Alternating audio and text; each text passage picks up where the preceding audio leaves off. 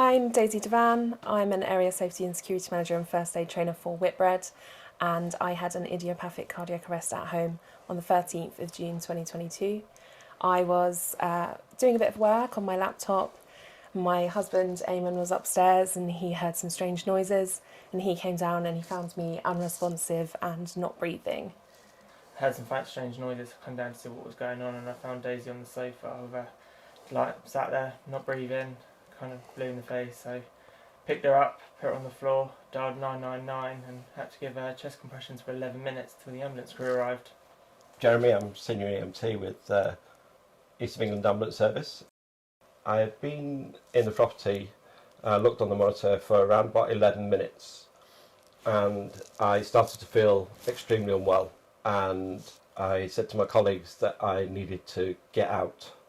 They did what they called an ECG on me and found that I was having a serious heart attack.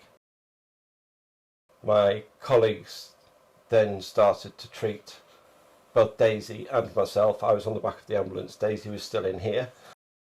I didn't go back to working on the road. February, lo and behold, Daisy gets brought into hospital because she's not feeling very well. So that was the first time I'd seen her. Kind of had the conversation, didn't we, about whether our house was really unlucky because these two terrible things had happened, or actually whether we were really lucky because both myself and Jeremy survived. And I think that is a huge credit to your colleagues at the East of England Ambulance Service, and to, of course, my lovely husband who did those life-saving measures to keep me alive.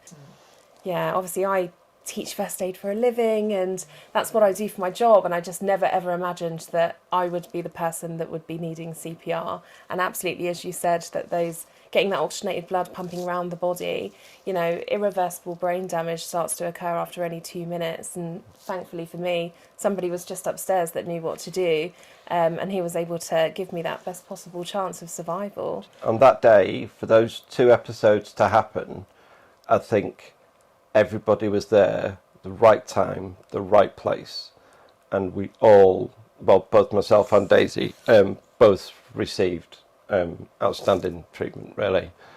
So we're working really well with the British Heart Foundation this month to try and raise awareness for learning CPR for their Heart Awareness Month.